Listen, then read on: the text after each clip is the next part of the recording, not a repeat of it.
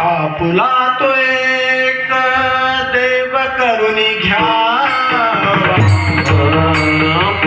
आपुला तो एक देव करुणी घ्यावा,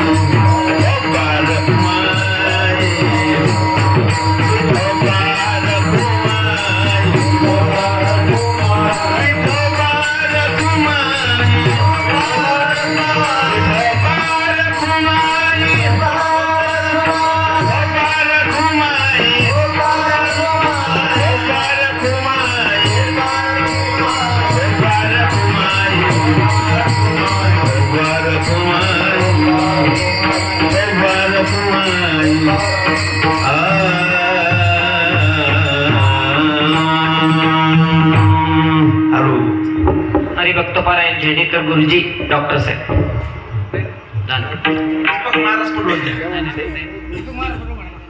त्याला म्हणते ते. नाही नाही या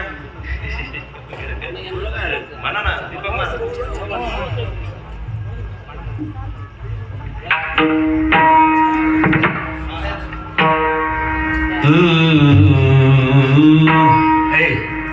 तू लय मागायचं सगळं तुला बंद नाही म्हणून माग दमाने चाललं पाहिजे दम लागत नाही मग इतकं पळायचं नाही ना नेहमीची सवय ठेव तुमची नेहमीच सवय पळायची लय वाढून देतो नको.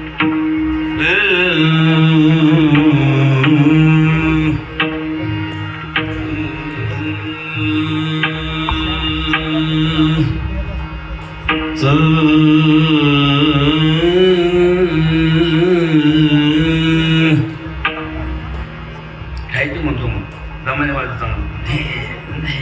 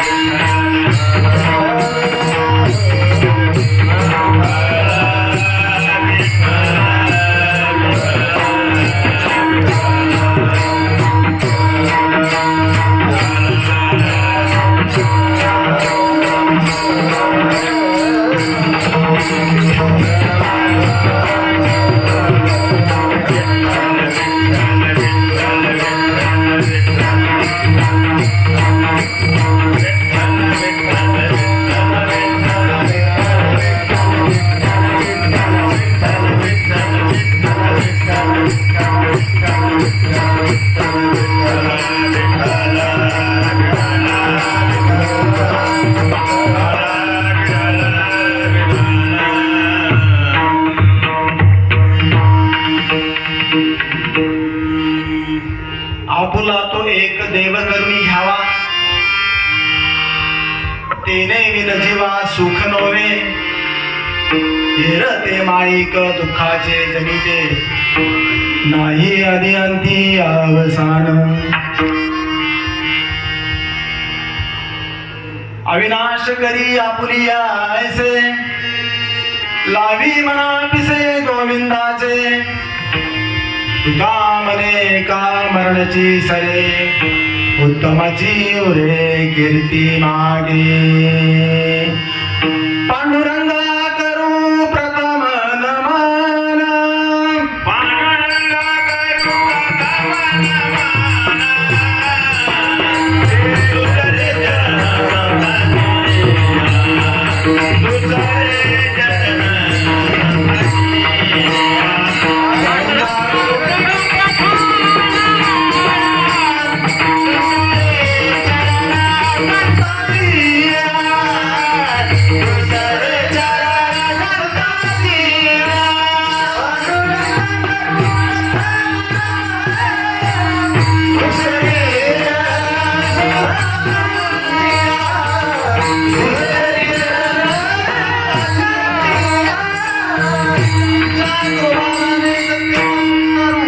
बाबाजी सद्गुरु दास तुकिया. ओम नमो ज्ञानेश्वरा, ओम नमो ज्ञानेश्वरा, ओम नमो ज्ञानेश्वरा.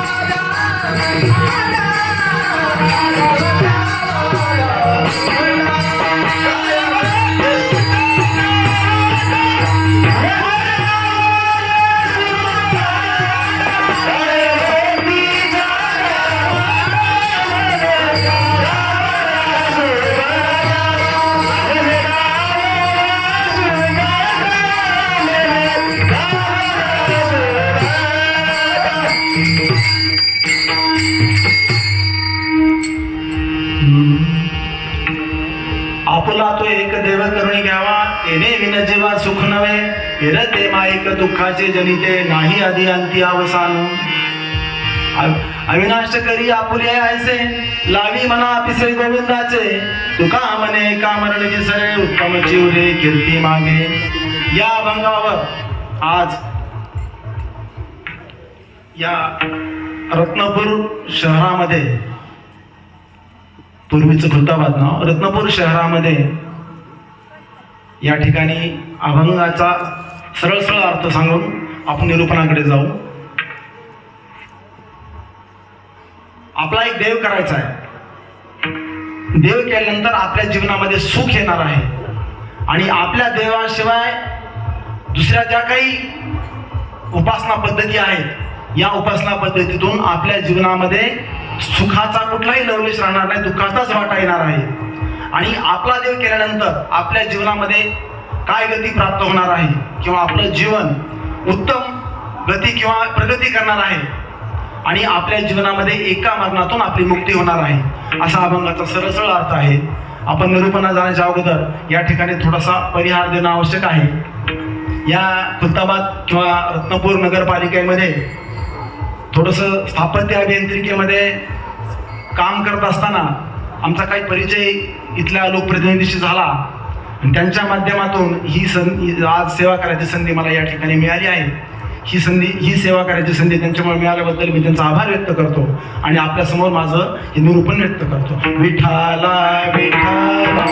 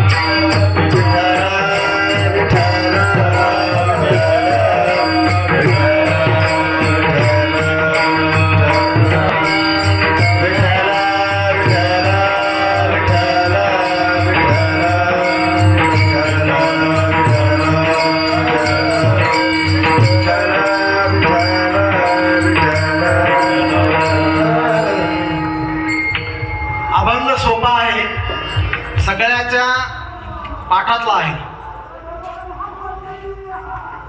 या जगतामध्ये असं एकही व्यक्ती सापडणार नाही की ज्याला सुख नकोय. असं कोणी आहे? या प्रत्येकाच्या जीवनामध्ये दुःख आहे, परंतु दुःख निवारण्याची क्षमता, दुःख निवारण करण्याची ताकद जर कुणाकडे असेल तो आपला देव आपल्याला शोधायचा. या अभंगातून तुकाराम महाराज आपल्याला आपला देव अगोदर ओळखण्यासाठी काही ट्रिक्स देतात किंवा काही त्याचे लक्षणे देतात आणि तो देव आपण शोधला आणि जर तो आपल्याला माहिती आहे, तो जर आपला करून घेतला तर आपल्या जीवनामध्ये सुखाचा वाटा येणार आहे, दुःख आपलं नाहीच होणार आहे. या अभंगातून सांगतात विठ्ठला विठ्ठला विठ्ठला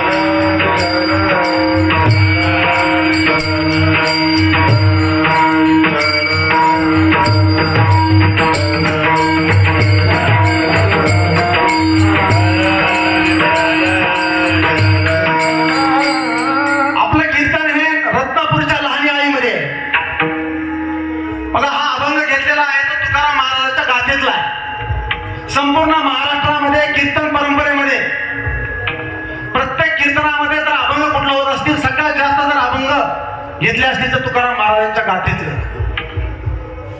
तुकाराम महाराजांच्या ग्रंथाला पोथी म्हटलं जात नाही, गुरुचरित्र म्हटलं जात नाही, जीवनचरित्र म्हटलं जात नाही.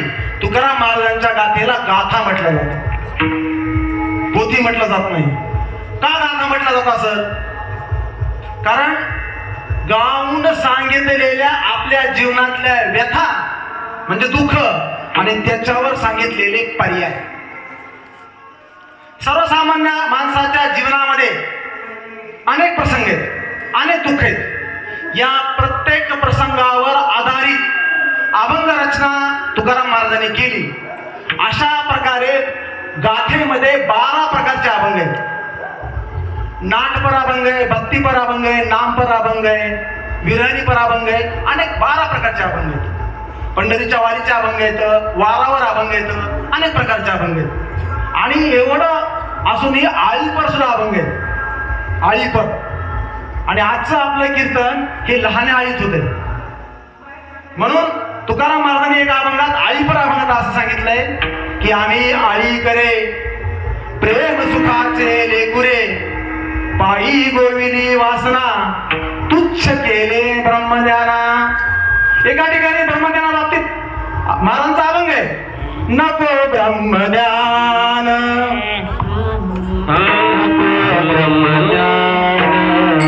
आत्मस्थिती भाव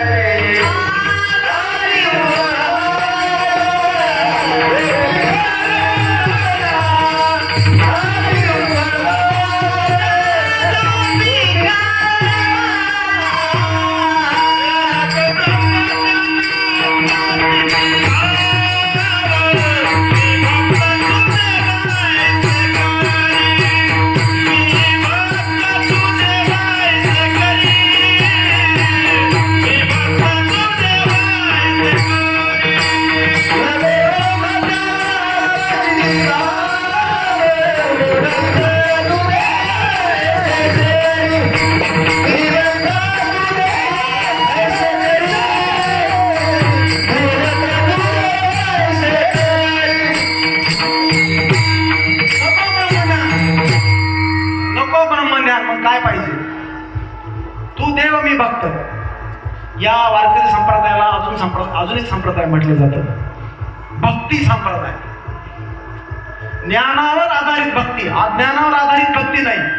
अज्ञानावर आधारित भक्तीला अंधश्रद्धा म्हटलं जातं आणि ज्ञानावर आधारित केलेल्या भक्तीला श्रद्धा म्हटलं जातं. ही तुमच्या तमाम वारकऱ्यांची श्रद्धा आहे पंढरपूरच्या पांडुरंगाच्या विठ्ठलावर. म्हणून या ठिकाणी तुम्ही आज मंडपामध्ये कीर्तनासाठी आलेला आहात. तर ही जे नको ब्रह्मज्ञान नाथरायाची क्षमता जर कोणात होती तर तुकाराम महाराजांमध्ये होती.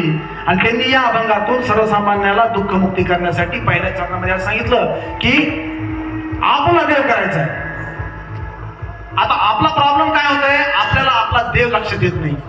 आपल्या देवाबरोबर आपण अनेक देवताला पुजतो.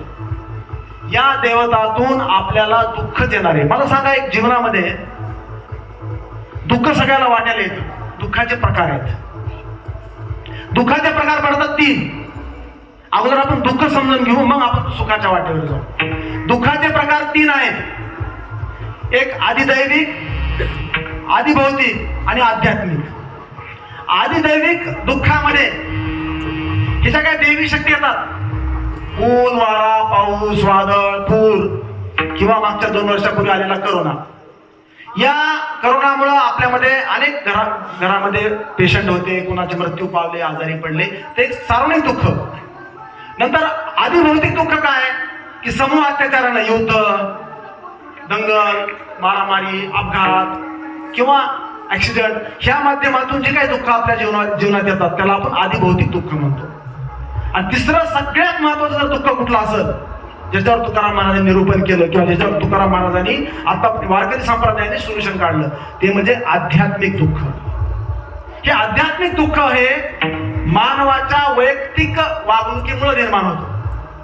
आपला स्वभाव, आपली वागणूक, आपलं आचरण, आपली उपासना पद्धत, आपला व्यवसाय, आपले लोकांबद्दलचे संबंध, आपलं सहजीवन याच्या वागणुकीतून जे अध्यात्म निर्माण होतं किंवा दुःख होतं त्याला आध्यात्मिक दुःख म्हणतात.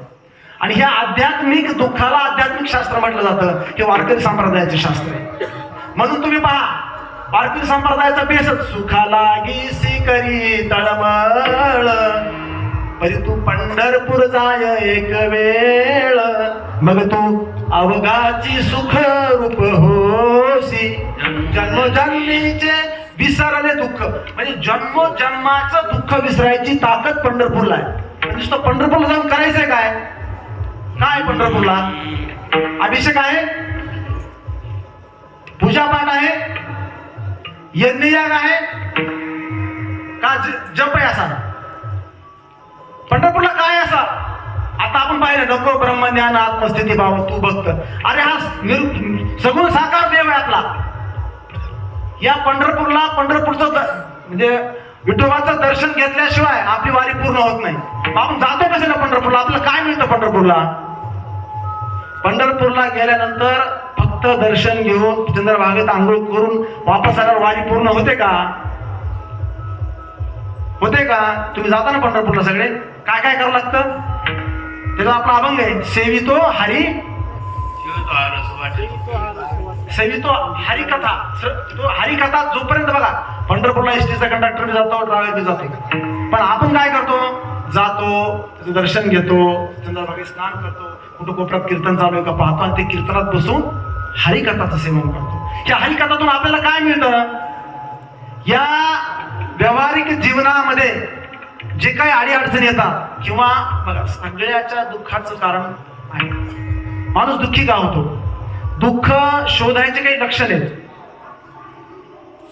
त्या व्यक्तीची अस्थिरता, त्याला आलेलं दैन्य, त्याला काय म्हणायचं की मनस्थिती, तो करत असलेला द्वेष, तो करत असलेला राग, ह्या लक्षणातून त्याच्या जीवनातल्या दुःखाचा आपल्याला माहिती मिळते.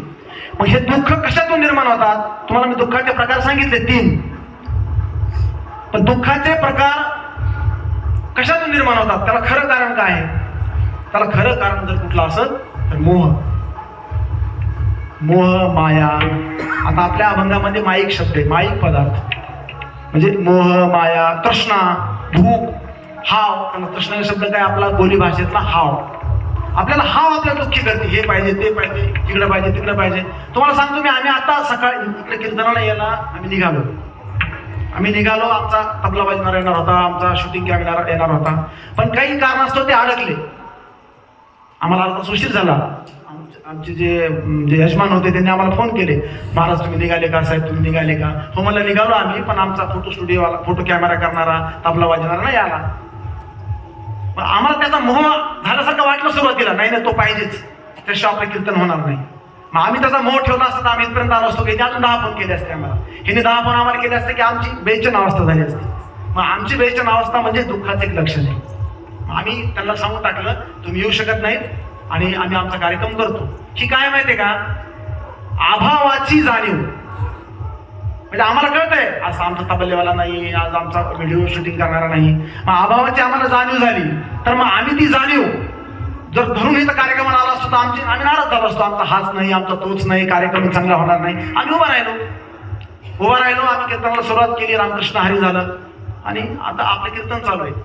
तसं एखाद्या गोष्टीचा मोह त्याला माईक पदार्थ म्हणतात किंवा मोह जर हे आपल्या खरं दुःखाचं कारण असेल तर त्यात 3 प्रकारचे मोह आहेत किंवा तृष्णा आहेत. एक भव, पहिली काम आहे, दुसरी भव आहे आणि तिसरी विभव आहे. ह्या तृष्णा किंवा मोह थोडं हे अध्यात्मशास्त्र आहे. आपण थोडं नामाकडे नंतर जाऊ, पण अध्यात्मशास्त्राचा बेस काय आहे की माणसाच्या दुःखाचं कारण दुःखाचं मूळ शोधतोय आपण. संसार दुःख मूळ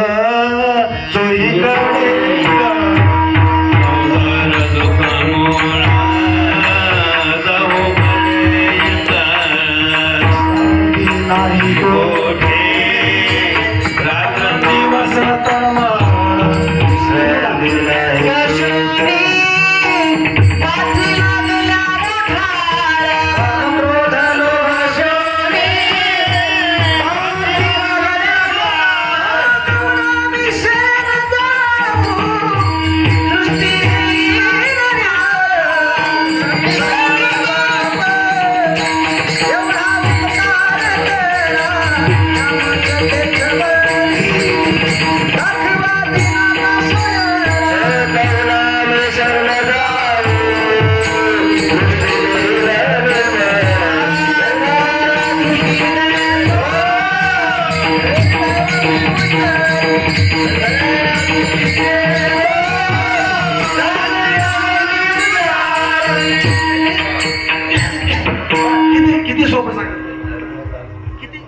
किती सोपं सांगितलंय की संसार दुःख मुळ चोरीकडे इंगळ विश्रांती नाही कुठे रात्रंदिवस तरमळ. आणि पुन्हा काय म्हणतात कवना मी शरण जाऊ.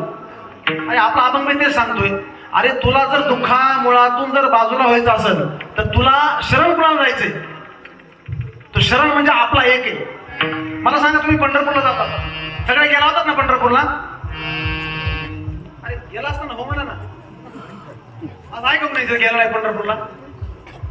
तुम्ही गेले नाही, पण पंढरपूरचा विठोबाचे फोटो तर पाहिला असेल ना? पाहिला ना फोटो सगळीकडे सुद्धा असेल.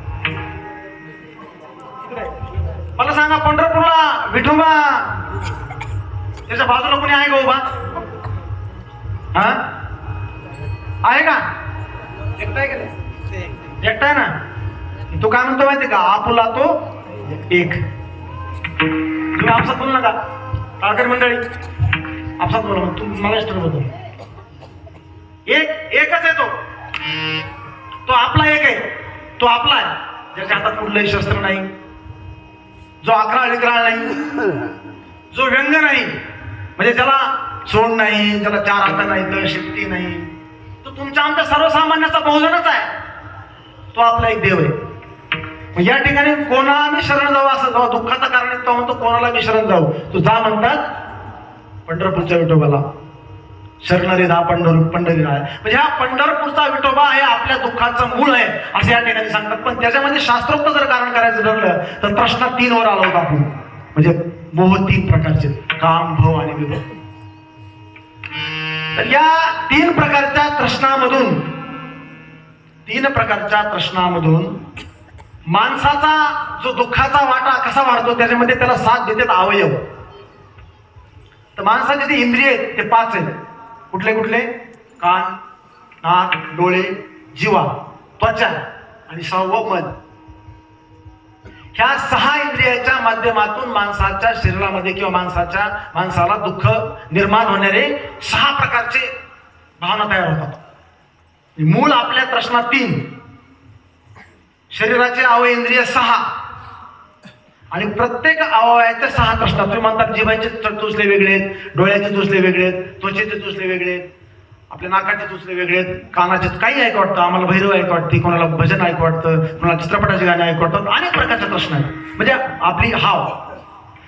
मला एक तुम्ही सांगा, तुम्ही जप कधीतरी केला असाल किंवा माझ्या गळ्यात माळ आहे, गळ्यात किती मणी असतात? 108.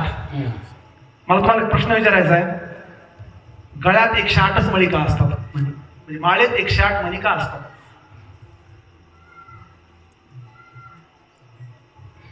तर गळ्यात किंवा गळ्यातल्या माळेत 108 मणी असण्याचं कारण मी सांगितलेलं सिद्धांताशी.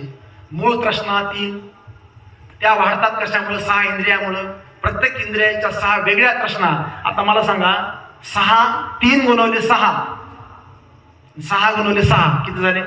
3 गुणवले 6, पुन्हा त्याला 6 ने गुणा, किती झाले? किती झाले? आहेत ना कुणी इथं? सांगा ना, सोपं आहे. साहित्रिक 18 गुणवले 6 108.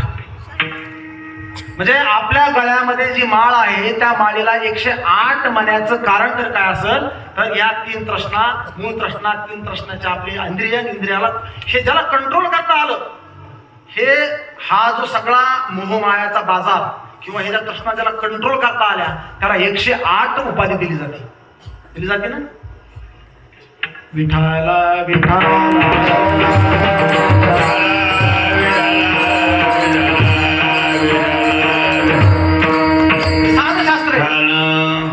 साधशास्त्र हे 108 आपण बघा, आपण पास व्हायचं बघायचं. 108 उपाध्याय घ्यायला आपण संसारिक माणसं. कारण तुकाराम आपल्याकडे आपल्या वारकरी संप्रदाय काय म्हणतात, अवघाची संसार सुखाचे करीण आनंदे भरीन तिन्ही लोके. मग आनंद एक शब्द येतोय बघा. तुम्ही म्हणता आनंद आणि सुखात काय फरक आहे? आनंद अनेक प्रकारचे असतात, आनंद अनेक प्रकारचे असतात. अधुरी आनंद असतो, तामसी आनंद असतो, किंवा त्याला काय म्हणायचं की तुमचा आनंदाचे प्रकार भरपूर आहेत, पण सुखाचा प्रकार एकच आहे. सुख आहे ना शाश्वत आहे, त्याच्यामध्ये तुम्हाला दोष दिसणार नाही. म्हणून अवघाची संसार सुखाचा करीन आनंद भरे तिन्ही लोके. इतकं कॅल्क्युलेशन आपण केलेले. त्या माणसाला 108 ज्या प्रश्न कंट्रोल करायला त्याला साधू तप मोठे मोठे व्यक्ती त्यांच्यामध्ये जीवनामध्ये ते आपल्याला फक्त पास व्हायचं. वारकरी संप्रदायामध्ये पूर्ण त्याग नाही सांगितला. त्याग सांगितलं आपल्याकडे काय माहितीये का, एकदा काय झालं एका शहरामध्ये मोठ्या महाराजांचं कीर्तन प्रवचन होतं. त्या नगरातले सगळे लोक कीर्तनाला प्रवचनाला आले. कीर्तनाला प्रवचन आल्यानंतर त्यांना त्या गावातल्या प्रत्येक व्यक्तीला आल्यानंतर म्हणजे आपल्या गावामध्ये एक व्यक्ती असा आहे तो अजून कीर्तनाला प्रवचनाला आला नाही, तर तो काय येत नाही असं महाराजांनी विचारलं. नाही म्हणजे महाराज तो या सगळ्या भोगवस्तूमध्ये रत आहे. ऐश्वर्य, संपन्न, पैसा, संपत्ती, मद्य, मदिरा सगळं त्याच्या पेशेमध्ये. त्याच्यामुळे तो त्याला ह्या सुखाची काही कल्पना नाही, त्याला इकडे यायचं नाही असं वाटलं. मग भगवान स्वतः त्याच्याकडे जातात, त्याला म्हणतात तुम्ही काय येत नाही एवढं सगळं ऐश्वर्य असताना, एकदा भक्ती रसामध्ये चिंबून राहा, तुम्ही चिंबून भिजून जा. म्हणे काय भक्ती रस? म्हणे मला काही माहित नाही, म्हणे मी इकडे सोम रसात व्यस्त आहे, म्हणे मला त्याची काही गरज नाही. पण तरी त्यांच्या त्या भगवंताच्या प्रतिमेकडे पाहून त्यांच्या चेहऱ्यावर जे तेज आहे ते पहा. वारकरी संप्रदायामध्ये जेवढे मंडळी आहेत ना महाराष्ट्रामध्ये, त्यांच्या चेहऱ्यावर विशिष्ट प्रकारचं तेज आहे. तुम्ही पाहत असता की ते समोर आले ना आपल्याला असं त्यांना नतमस्तक व्हावं वाटतं, दर्शन घ्यावं वाटतं, त्यांचा प्रसन्न मुद्रा, प्रसन्न चेहरा, त्यांचा सहवास आपल्याला करावा असं वाटतं. त्याच्यामुळे ती व्यक्ती अशी असामान्य होती. असामान्य व्यक्तीच्या संपर्कात आल्यामुळे त्याला वाटलं की खरंच हे जर ही महात्मा आपल्याला बोलवतोय तर आपण त्या कीर्तन प्रवचनाला जायला पाहिजे. मग हा रथ असलेला व्यक्ती त्या कीर्तन प्रवचनात जातो. त्याच्यावर एवढा प्रभाव होतो कीर्तन प्रवचन ऐकल्यानंतर की तो घरी गेल्यानंतर सर्व वस्तूचा त्याग करतो, सर्व वस्तूचा त्याग. मग तो मोठा गादी पलंग, त्याचा सगळा बंगला, त्याचा सगळं ते दरबार, गाडी घोडी, मारवण्याची सगळं सोडून देतो. एकदम परिच्छिन्न त्याग. मग परिच्छिन्न त्याग केल्यानंतर काय होतं माहितीये का की तो अक्षरशः अन्नाचा सुद्धा त्याग करतो. मग अन्नाचा त्याग करून आपला परमात्मा सांगितलेला आहे का, तो तशा अवस्थेमध्ये घरीच राहतो. आणि मग तो भगवान त्याला म्हणतो की आपण त्या प्रवचनाला बोललो होतो, ते आले 2 दिवस म्हणे, तिसऱ्या दिवशी काय मला प्रवचनाला कीर्तनाला दिसणार ते, त्यामुळे ते घरीच थांबले म्हणे. त्यांना तुमचं प्रवचन कीर्तन एवढं आवडलं की त्यांनी ते सगळं सोडूनच दिलं म्हणे. काहीच खायला म्हणजे अक्षरशः अन्न सुद्धा ग्रहण करणार ते. त्यांची अवस्था मृतप्रायासारखी झाली. मग पुन्हा भगवान त्याच्या घरी गेले. पण वारकरी संप्रदायामध्ये आम्ही असं नाही सांगितलं तुम्हाला की तुम्ही सगळं सोडा, त्यागावे न भोगावे. म्हणजे आसोनी संसारी जीवन, म्हणजे तुम्ही संसारात असल्यानंतर सुद्धा तुम्हाला परमार्थ करता येतो. याच्यासारखं दुसरं साधन महाराष्ट्राच्या कुठल्याही संप्रदायामध्ये नाही. असा हा आपला संप्रदाय. विठाला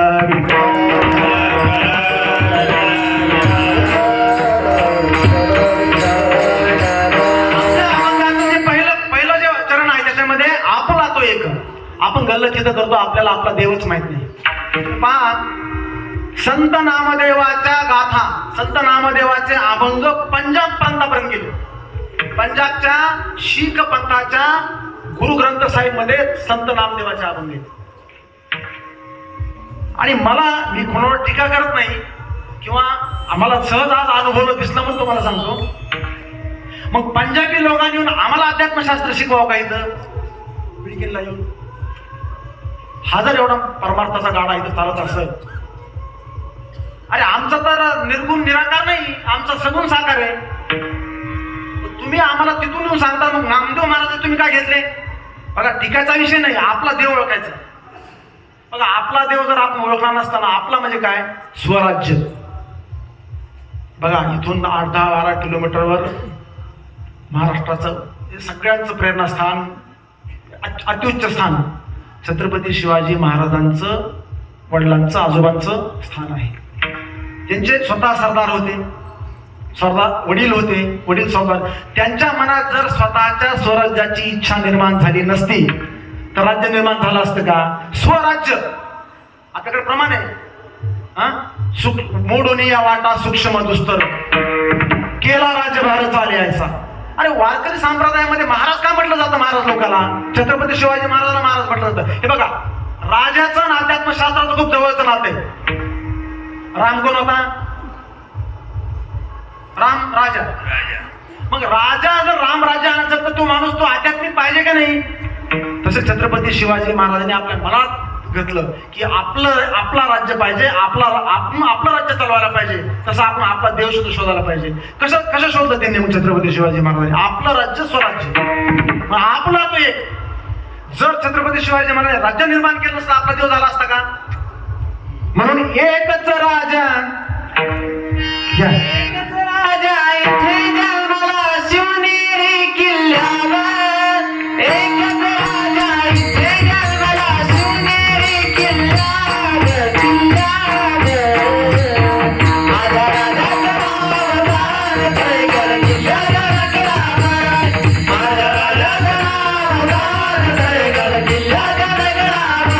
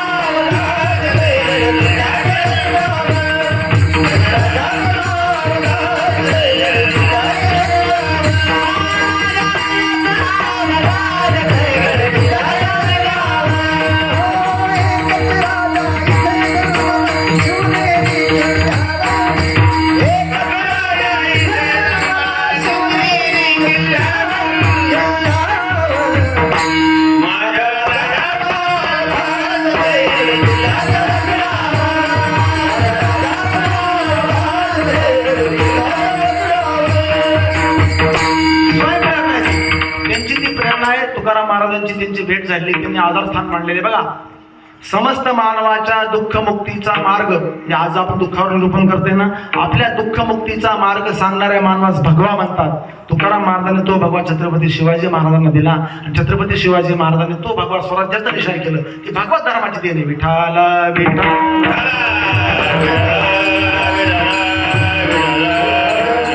भागवत धर्माचा झेंडा कुठला आहे? भगवा झेंडा आहे भागवत धर्माचा. हा भगवा धर्माचा झेंडा छत्रपती शिवाजी महाराज तुकाराम महाराजांना प्रेरणा घेतली आपला देव. म्हणून या अभंगातून या अभंगाच्या पहिल्या चरणात असं म्हणतात की आपुला तो एक घ्या. आपुला तो एक देव करुणी घ्यावा, आपुला तो एक देव करुणी घ्यावा, आपुला तो एक देव करुणी घ्यावा, आपुला तो एक देव करुणी घ्यावा, आपुला तो एक देव करुणी घ्यावा, आपुला तो एक देव करुणी घ्यावा, आपुला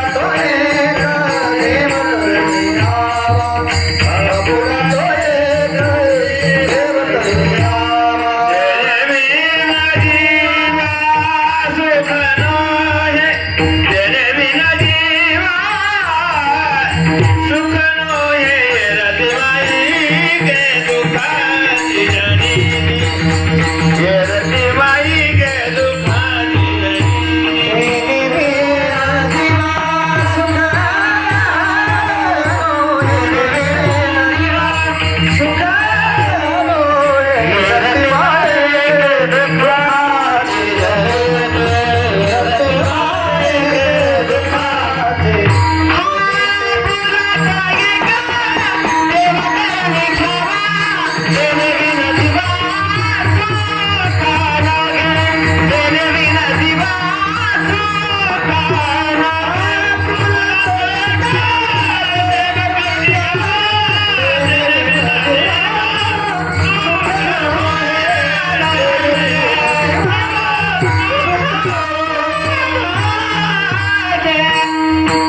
आपला देव आपल्याला कळलाय, आपला देव आहे पंढरपूरचा पांडुरंग. पण पुन्हा काय म्हणते होती, येरते माईक.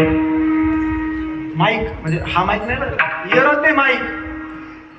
येरते माईक दुःखाचे जनिते. कुठले येरते माईक आहेत बघा. नवे जो खाई जा खाई महामायराणी मेसाई बळिया माझा पंढरीराव तो या देवाचाही देव, जो या देवांचाही देव माझा पंढरीराव, जो हा देवाचाही देव बळिया माझा पंढरीराव, बळिया माझा पंढरीराव, बळिया माझा पंढरीराव.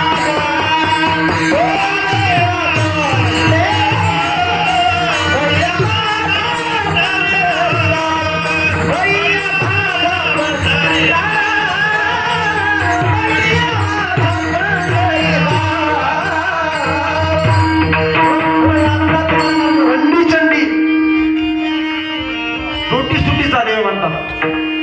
रंडीचंडी मांस भक्षिती.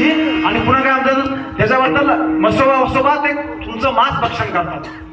मग अशा देवाला आपला करायचंय का? आपला देव आपण अगोदर आता पहिला सांगितलं की विठोबा आपला देव आहे. मग या सगळ्या हे जे देव आहेत सगळे हे तुम्हाला त्याच्या सुरुवातीपासून ते शेवटपर्यंत तुमच्या जीवनाच्या जन्मापासून मरेपर्यंत तुम्हाला दुःखाचाच वाटा देणार आहे. म्हणून येरते माईक दुःखाचे जनिते त्याच्या नाही आधी आणती अवसान. मग पुन्हा तिसऱ्या जन्मात म्हणतात अविनाश करी आपुली ऐसा. हे बघा अविनाश शब्द आहे. अविनाश अविनाश काय मला सांगा. अविनाशी काय? अविनाश तत्व आहे. अमर तसं तत्व आहे ना, तसं अविनाशी तत्व आहे. काय तत्व आहे तुम्हाला एक सांगू. एक थोडी छोटीशी कथा आहे.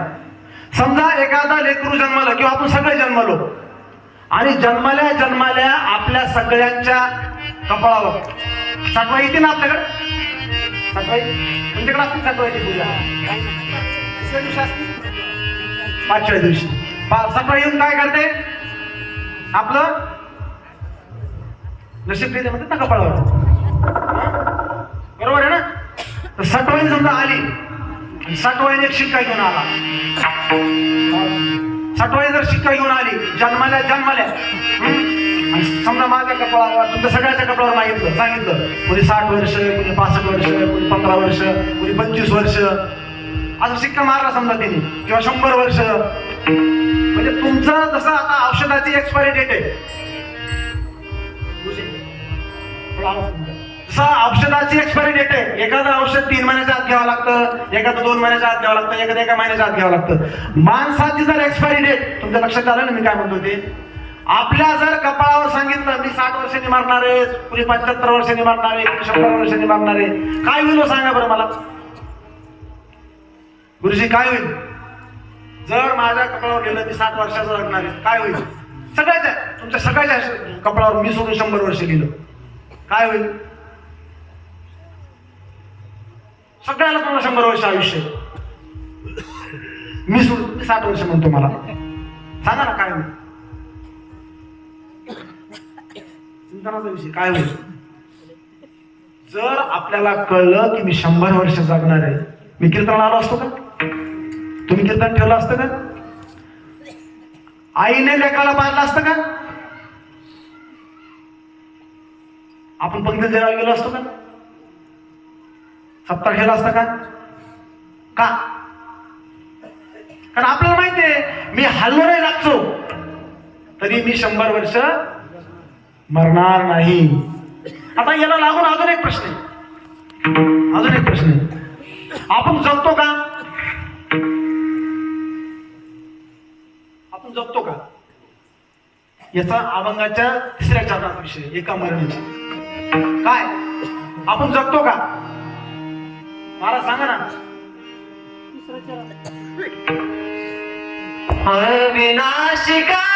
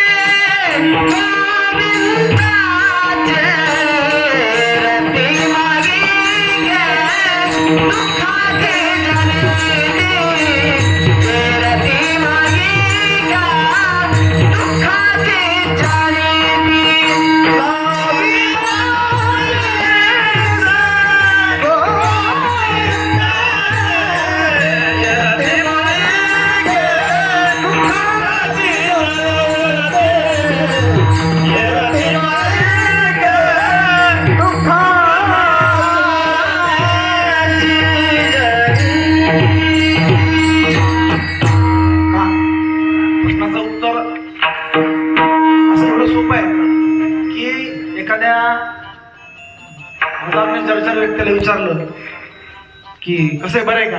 नाही बाबा, तुझी वाट पाहते. तो मला कधी घेऊन जातो? दुःखी माणसाला, जर आजारी माणसाला, समज वयस्क जख्ख म्हाताऱ्या माणसाला जर खूप आजार वेदना होत असते, तो काय म्हणतो? वाट पाहते बाबा, जायचं वाट पाहतोय. त्याचं उत्तर असं आहे की आपल्याला मरण येत नाही म्हणून आपण जगतो.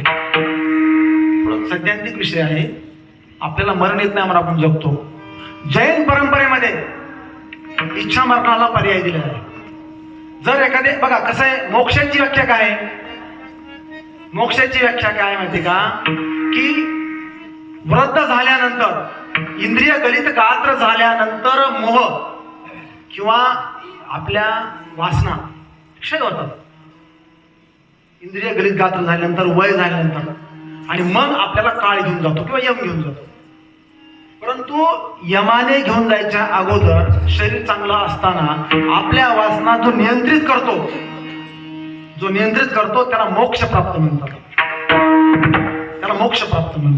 मग आपल्या वारकरी संप्रदायामध्ये नको ब्रह्मज्ञान तर म्हणलंच आहे आपण, पण पुन्हा एक ठिकाणी काय म्हणले माहिती का? मुक्ती सांगितली. मुक्ती धन संपदा संत संगती देई सदा. आता मुक्ती आणि मोक्षामध्ये थोडासा फरक आहे. मला अक्षर तत्वावर यायचंय म्हणून थोडस ऐकून चाललो मी. मुक्ती आणि मोक्ष. मोक्ष आता सांगितल्याप्रमाणे डेफिनेशन, आताची व्याख्या, की जिवंत असतानाच आपल्या वासना कंट्रोलमध्ये, जसं 108 मागे सांगितलं, त्याचा दुसरा पार्ट, तो जो 108 त्याला उपाधी मिळते तो मोक्ष प्राप्त. जिवंत माणूस सुद्धा मोक्ष प्राप्त असतो. आपल्याकडे कसं आहे, वारला म्हणजे एखाद्याचा मृत्यू झाल्यानंतर आपण काय म्हणतो? स्वर्गीय, कैलासवासी, वैकुंठवासी. पण जिवंत असताना जर एखाद्याची अवस्था जर तशी प्राप्त झाली त्याला आपण मोक्ष प्राप्त म्हणतो. पण मुक्ती शब्द आपण नको, म्हणजे न लगे मुक्ती धन संपदा, न लगे मुक्ती धन संपदा,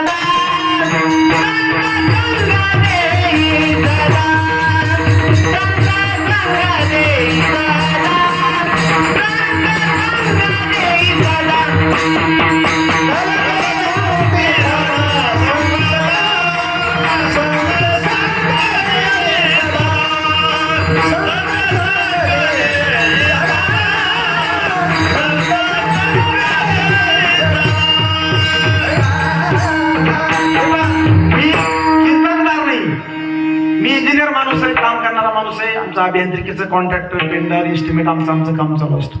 परंतु मागच्या 10-12 वर्षापासून या संत संघाताच्या सानिध्यात आल्यानंतर मला थोडंसं माझं आध्यात्मिक ज्ञान वाढलं. यामुळे मी जीवन जगलो. माझ्या जीवनामध्ये दुःख निर्माण झालं नाही. मी सुखी जीवन जगलो आणि म्हणून या मार्गाला लागलो. म्हणून या ठिकाणच्या या आत्म्याच्या प्रमाणाच्या आधारे असं सिद्ध होतं की संतांच्या संगतीने आपलं जीवन सुद्धा दुःखमुक्त होतं. मग या ठिकाणी मुक्ती मागितली. पण आपलं तत्व अविनाशी. अविनाश तत्वाला शब्द दिलाय अक्षर तत्व. मला सांगा, आम्ही आल्या किंवा आतापर्यंत तुम्ही बरेच कीर्तन ऐकले असतील. सगळ्यांनी तुम्हाला काय सांगितलं की नाम घ्या.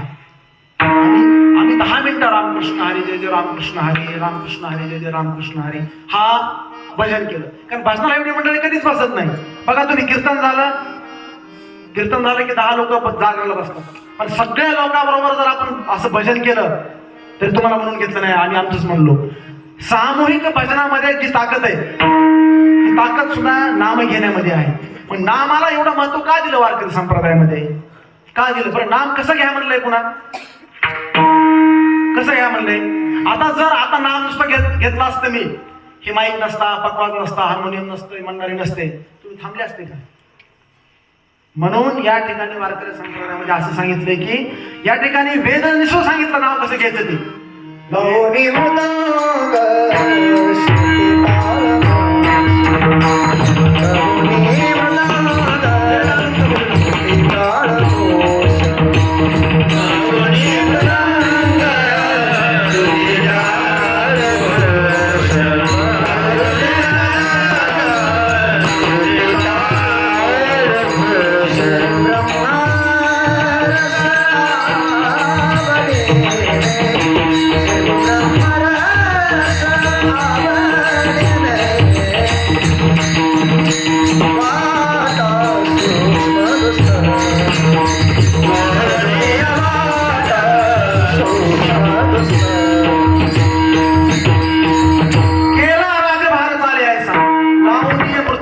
टाळ घोष मोडून या वाटा सूक्ष्म दुस्तर. त्याचं पहिलं चरण काय? एक गाव. तुम्ही ते विसरले. एक गाव आम्ही घेऊ म्हणलंय का? एक गाव आम्ही. आणि मग ह्या गावामुळेच हा सगळा आपला प्रयास आहे. पहिली रामकृष्ण हरी, विठोबा रुक्माई, नंतर चाल, ही सगळी गायनाचार्य मंडळी, गुणी मंडळी 5-10 मिनिटं आपल्याला ते चालीत आपण घेतात. सा घेतात, त्यांच्या ते विलंबित लय काय बरेच प्रकार आहेत गायनाचे. मी आता शिकलो. हे कशामुळे असेल बरं? हे कशामुळे? गायनाचं काय? कारण बघा, त्यानंतर अजून एक प्रमाण आहे. वेदानंत बोलला, वेदानंत बोला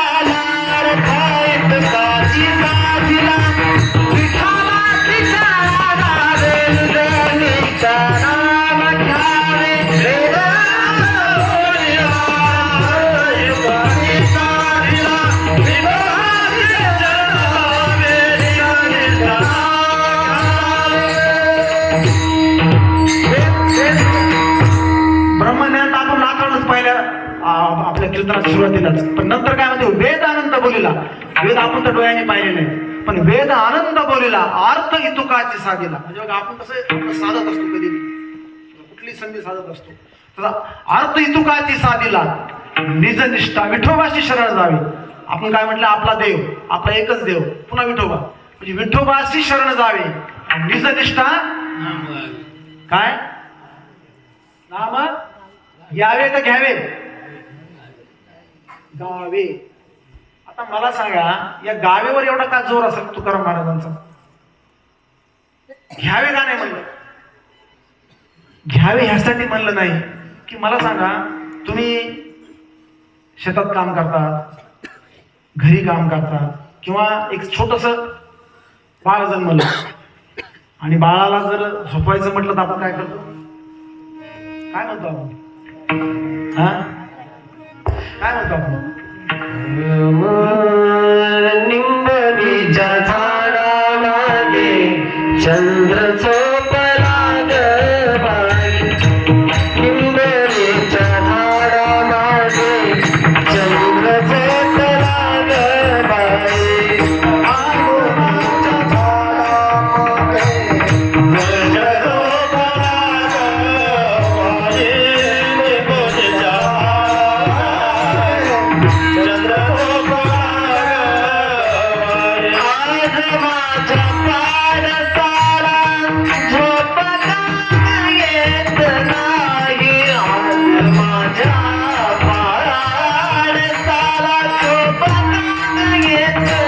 इंगळीच्या झाडामागे चंद्र झोपला ग बाई इंगळीच्या झाडामागे चंद्र झोपला ग बाई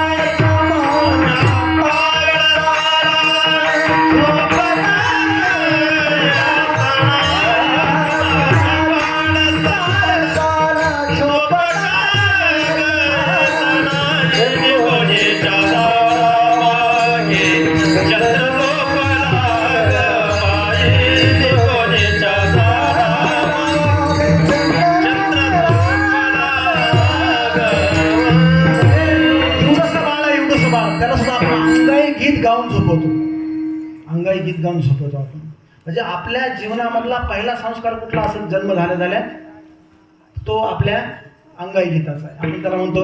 पुन्हा ते बाळ जेव्हा मोठं होतं, ते बाळ मोठं होतं आणि आपण त्याला काय करतो, शाळेत घालतो.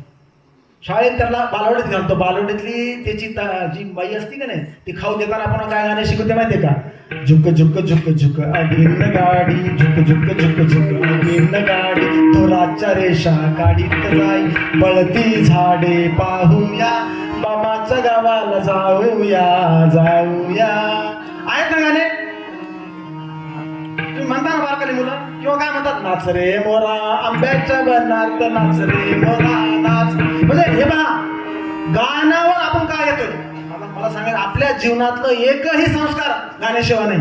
जरा ते पुढं मोठं होतं, शाळेत जातं. शाळेत ते काय म्हणतं माहितीये का? शूर आम्ही सरदार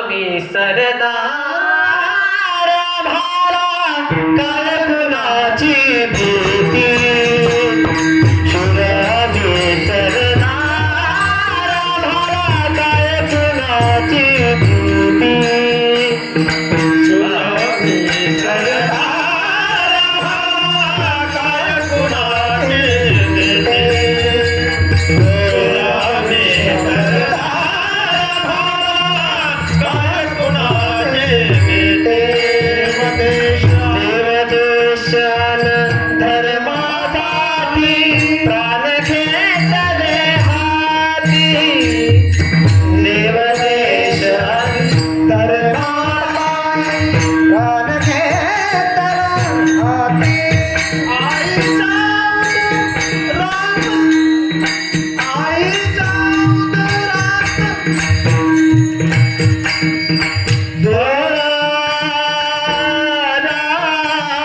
आईचा गर्भात मागली झुंजारा जीविता झुंजारा जीविता झुंजारा जीविता रीत रीत शूर आम्ही सरदार भाला कुणाची भीती शूर आम्ही सरदार भाला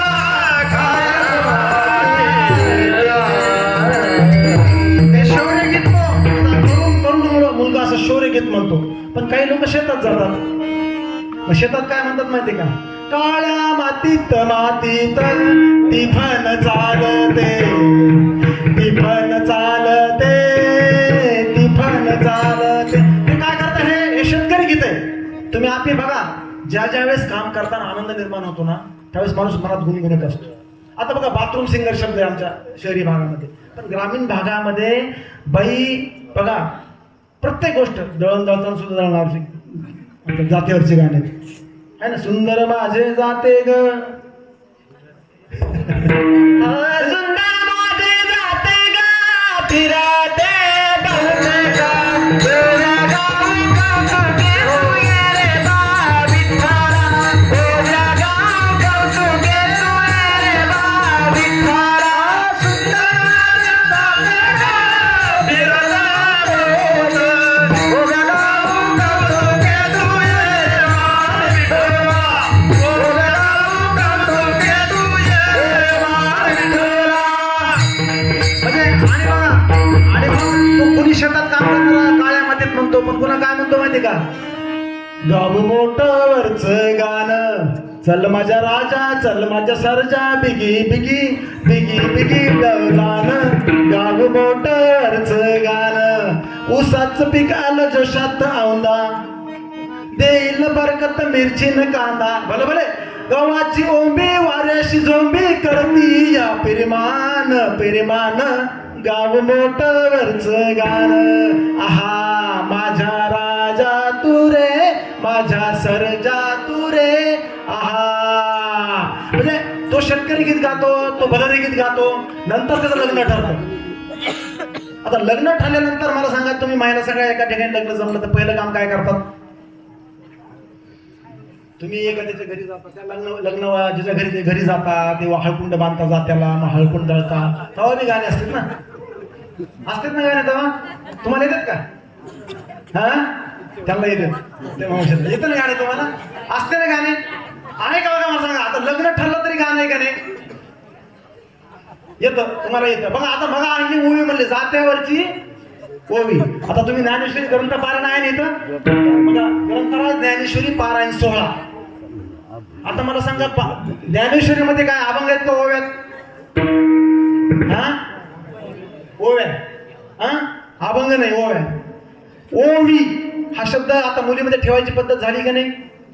आहे ना नाव, शहरी भागामध्ये ओवी, ओवीचे नाव आहे. ओवी कुणाचा हक्क आहे? ओवीवर हक्क कोणाचा आहे? जात्यावरच्या ओव्या तुमच्याच. आणि मग ज्ञानेश्वरीमध्ये ज्या ओव्या लिहिल्या त्या कुणी लिहिल्या? ज्ञानेश्वरी मधल्या ओव्या माऊलींनी. म्हणून ज्ञानेश्वर महाराजांना पुरुष असून सुद्धा काय नाव आले? म्हणजे माऊली नाव हे फक्त त्या ओवीच्या उच्चाराने तुमच्यासाठी लिहिले ओव्यात त्या. कारण तुम्ही ओव्या गातात, आम्ही कुठं ओव्या गातो? आम्ही पिढ्या फक्तो आणि पारावर पिढ्या फक्तो. त्यामुळे ओव्या म्हणजे बघा, जात्यावरची सुद्धा ओवी आहे. तुमच्या हळदीच्या वेळेस हळद लावतानाची गाणी वेगळी आहेत. हळद लावल्यानंतर पुन्हा अजून महत्वाचा जर कुठला कार्यक्रम असेल तो लग्नाचा. मला सांगा, लग्न हे म्हटल्याशिवाय होऊ शकतं का? हा,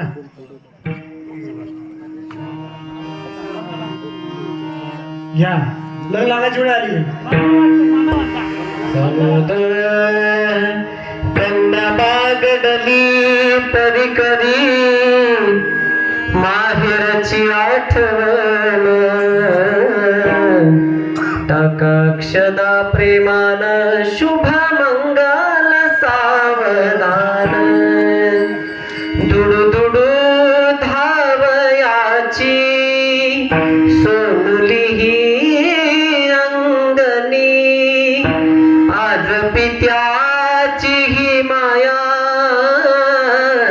तिच्या ओसंड नयनी. छोट्या भावासाठी कंठ तिचा आला होता टोनी, टाका अक्षदा प्रेमान शुभ मंगल सावधान. मंगलाष्टका म्हटल्याशिवाय आपल्या जीवनाचं नातं एकत्र येत नाही. किती असाधारण महत्व आहे आपल्या गायनाचं. म्हणून प्रत्येक ठिकाणी काय म्हणलं की वेदानंद बोलला, म्हणजे विठोबाची गाऊनच म्हणायचंय, आपल्याला म्हणायचंच नाही. असं लग्न लागलं तरी घरी आल्यानंतर ते हळकुंड सोडतात ना, तेव्हा काय गाणे असतील, किंवा ते गोप्या आवाजाचा कार्यक्रम असतो तेव्हा ते गाणेच असतात ना. आणि नंतर पुन्हा पाठवणीच्या टायमाला मंडपातून बाहेर जाताना एक गाणं असतं, की आताच ते म्हणलं पाठवणीचे गाणे. किती रडतात महिला गाणे गाताना त्या. म्हणजे बघा, गायनाशिवाय तुमचं जीवन अपुरं आहे. मग लग्न झाल्यानंतर पुन्हा काय होतं की तिला दिवस जातात, मग त्यावेळेस सुद्धा गाणे असतात. ते कुठले गाणे असतात? डोहाळ जेवणाचे असतात ना. डोहाळ जेवण झालं की नंतर ते मुलगा जन्म घेतो, मुलगा जन्म घेतला की पुन्हा त्याचं नाव ठेवलं जातं, ते सुद्धा गाणे पाळला. जो बाळा झोरे झो पहिल्या दिवशी आले मुंबई, म्हणजे अनेक गाणे ते आता पाळणे सगळे पाळणे म्हणायला आपल्या वेळ नाही, आपला आपण सोडायचा. म्हणजे मला सांगायचं एवढंच होतं. आणि ज्यावेळेस माणूस मरतो ना, त्यावेळेस सुद्धा त्यावेळेस जे गायन किंवा रडतात ना महिला, त्याचा स्वर कसा असतो? त्याचा स्वर सुद्धा वेगळा असतो. त्याच्यामुळं वारकरी संप्रदायामध्ये पहिल्यापासून शेवटपर्यंत म्हणजे काकड्यापासून, तुमच्या पारायणापासून, तुमच्या गाथा भजनापासून, तुमच्या मधल्या प्रवचनाच्या वेळेस जे आपण हे म्हणतो, त्यानंतर कीर्तनामध्ये सगळ्या प्रकारचे अभंग हे एका विशिष्ट तालामध्ये, विशिष्ट शास्त्रामध्ये गायला जातात. त्याला काय म्हणतात? राग म्हणतात, राग. आणि मग हे राग काय म्हणले जातात? मी बघा तुम्हाला सांगितलं की वारकरी संप्रदायाचे जी काही महाराज लोक असतात संप्रदायाचे, यांच्या चेहऱ्यावर तेज का असतं? कारण यांनी प्रत्येक राग आवडला असतो. कारण बघा आता एक नवीन फॅड आले बघा, येव्याच्या वाटा जे गेले गा सुबाटा, तयाच्या वाटा भोग आला, दुःखाचा वाटा भोग आला. म्हणजे बघा एक 10-15 वर्षापूर्वी आपल्याला कोणालाच योग माहित नव्हतं, आणि आपल्या हरिपाठामध्ये आहे योग यादवी, योग यादवी देणे नव्हे वयाची गादी दंपथना, वयाची गादी दंपथना, वयाची गादी दंपथना.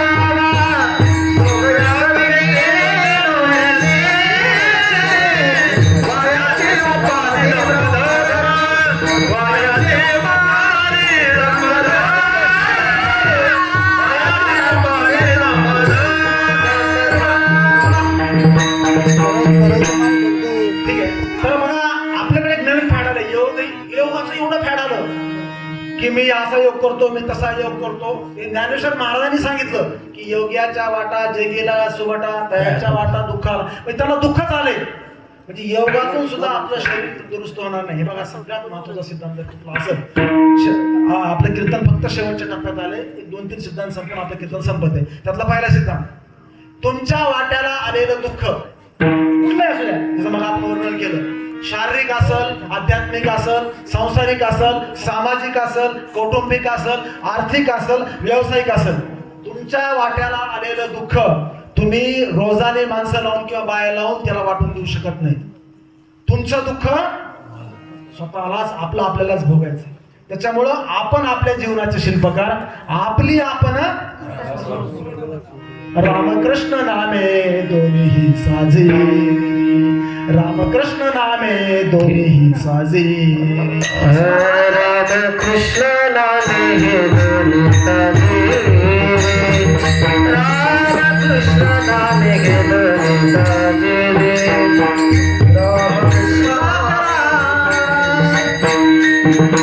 हृदया मंदिरी स्मरण, हृदया मंदिरी स्मरण, आपली आपण करा सुडबल, आपली आपण करा सुडबल, हृदया मंदिरी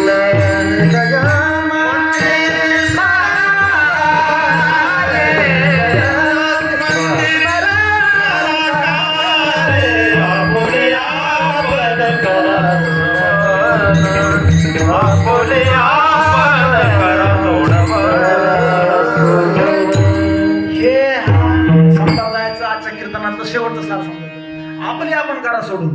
कारण आपल्या जीवनात जर सुख पाहिजे तर आपल्याशिवाय दुसरं कोणीही आपल्या जीवनामध्ये सुख आणू शकत नाही. मग ते काय म्हणतात माहिती का, रामकृष्ण नामे दोन्हीही साजरी, स्मरा करा हृदय मंदिरी. हे हृदय मंदिर आहे आपलं, आपल्या हृदयामध्ये त्याचं आठवण करा, स्मरा करा. मग रामकृष्णच का?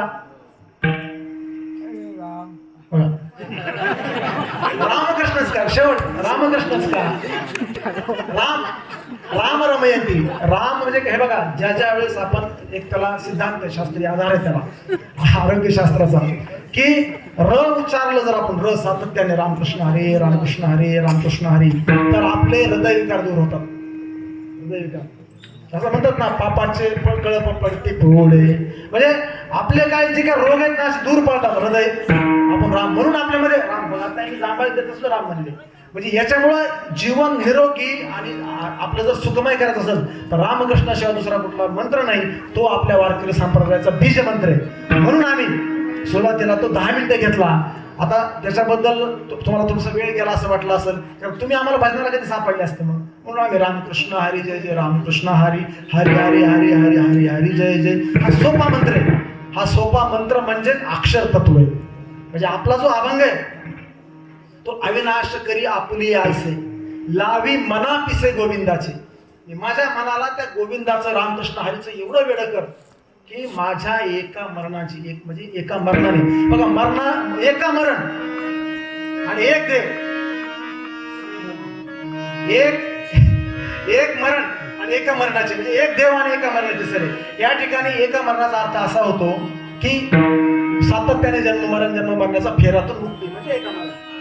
हे सगळं सिद्धांत तत्वज्ञान आपल्याला कोणी दिलं? हे तत्वज्ञान आपल्याला कोणी सांगितलं? हे ज्या संतांकडे एवढं मोठं जे अनंत भांडार आहे, जे भांडार आहे, हे त्यांनी त्या भांडारचं दुकान घातलं आणि त्या दुकानातून आपल्याला दान दिले. म्हणून तर म्हणतात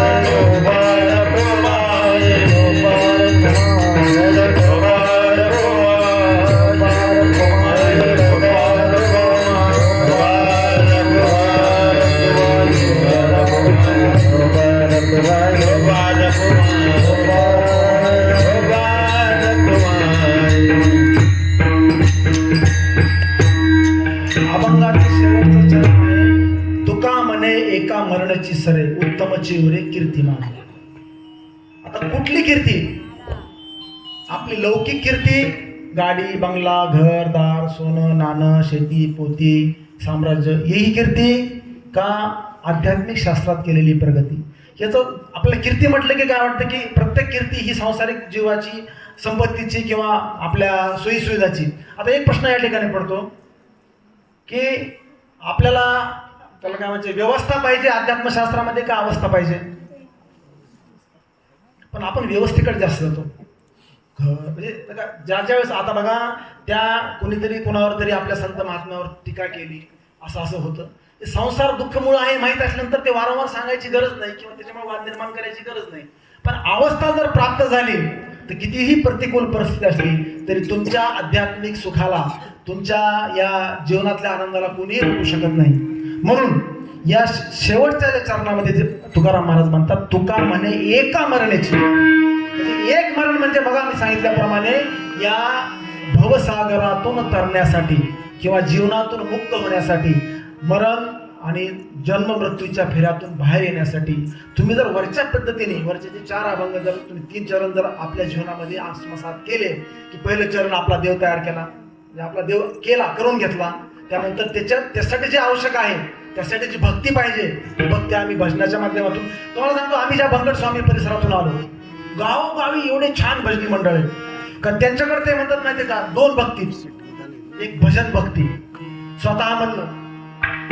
स्वतः म्हणल्यामुळं आपल्या शिरात आणल्या जातात, अपान उपान वायू आत बाहेर सोडला जातो आणि एक प्रकारचा योग आपल्याला निर्माण होतो. त्याच्यामुळे आपल्याला काही योग्याच्या वाटा जायची गरज नाही. म्हणजे तसं मग सांगितल्याप्रमाणे हरिपाठातही आहे ते, त्यामुळे त्यांनी फक्त जर काय ज्याला येतं त्यांची भजन भक्ती म्हणजे भजन भक्ती, आणि ज्याला येत नाही त्यांनी श्रवण भक्ती. श्रवण भक्तीला सुद्धा खूप म्हणजे महत्त्वाचं स्थान दिलेलं आहे. आणि तुम्ही आतापर्यंत जी श्रवण भक्ती केली त्याच्यामुळं कीर्तनामध्ये बघा, कीर्तन चांग होय अंग हरी रूप, म्हणजे तुम्ही कीर्तनात जरी बसले तरी तुमचं अंग हरी रूप होतं. हरी म्हणजे काय? आपल्या जीवनात येणाऱ्या सगळ्या समस्या दूर लोटणारा, हरवून टाकणारा, आपल्या जीवनामध्ये आलेल्या संकटाला हरवून टाकणारा कोण असेल तर हरी. आणि देव जर कोण असेल तर आपल्याला देणारा, कधीच घेणारा नाही. कारण वारकरी संप्रदायामध्ये कुठला देव काही मागत नाही, मला 4 पाय दे, मला 2 पाय दे, मला अमुक दे, मला तमुक दे, कधीच म्हणणार नाही. तो फक्त आपल्याला देतो दान आणि ज्ञान, आणि ह्या ज्ञानातून आपलं जीवन आपण सुखमय करायचंय. आजच्या अभंगातला एवढाच तत्व आहे, फक्त जाता जाता एवढंच सांगतो. संत कबीराचं आपल्या वारकरी संप्रदायामध्ये खूप मोठं योगदान आहे. त्यांनी सुद्धा एक ठिकाणी सांगितलं की जव तिल हन में तेल आहे. जव तिल म्हणजे जवस आणि तेला सुद्धा तिल आहे. जव तिल हन में तेल आहे. छमछम म्हणजे गारगोट होती पहिली बाबा, गारगोटीने आग लावायचो. छमछम म्हणजे गारगोट, छमछम में है आग, तेरा साई तुझ में है जाग सके तुझा. तुम्हाला तुमच्या जीवनाचा उद्धार करून घ्यायचा असेल तर आपल्याला आपलं आत्मसन्मान, आपला बळ वाढवायचं आहे आणि आपला देव करून घ्यायचा आहे. आपला देव केल्याशिवाय आपल्या जीवनामध्ये सुखी होणं शक्य नाही. आजच्या या दिवशी एवढं जरी तुम्ही लक्षात ठेवलं तरी आपली आजची कीर्तन सेवा ही फलद्रूप होईल. या ठिकाणी एवढंच सांगतो. आणि शेवटच्या चरणामध्ये किंवा अभंगात म्हणता येईल की तुका म्हणे का मारण्याची सरण, तुका म्हणे एका मारण्याची सरण, तुका म्हणे का मारण्याची सरण, तुका म्हणे का मारण्याची सरण. उत्तमाची मुने कीर्ती मागे, उत्तमाची मुने कीर्ती मागे, रतिमाईच्या दुःखाची जनती, खेळाची माई गे दुःखाची जनती. उत्तमाची मुने कीर्ती मागे,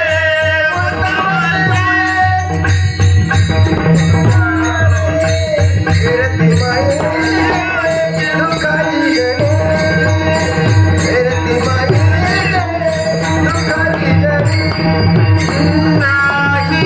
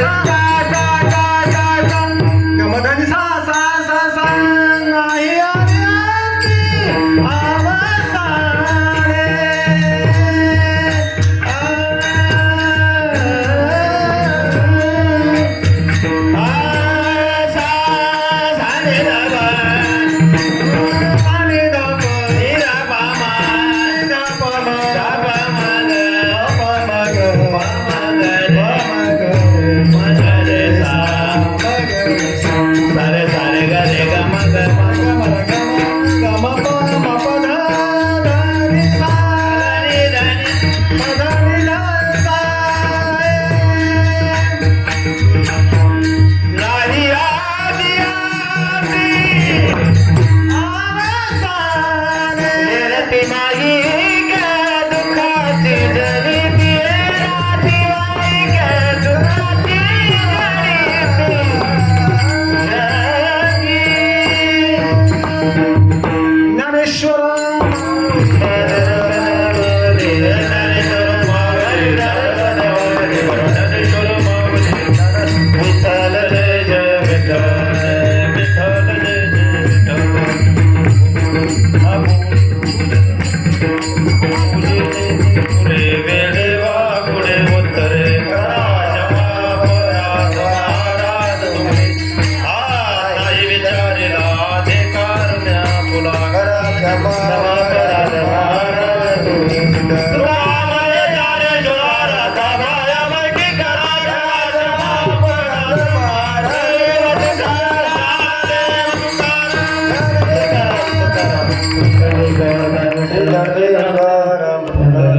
भगवान की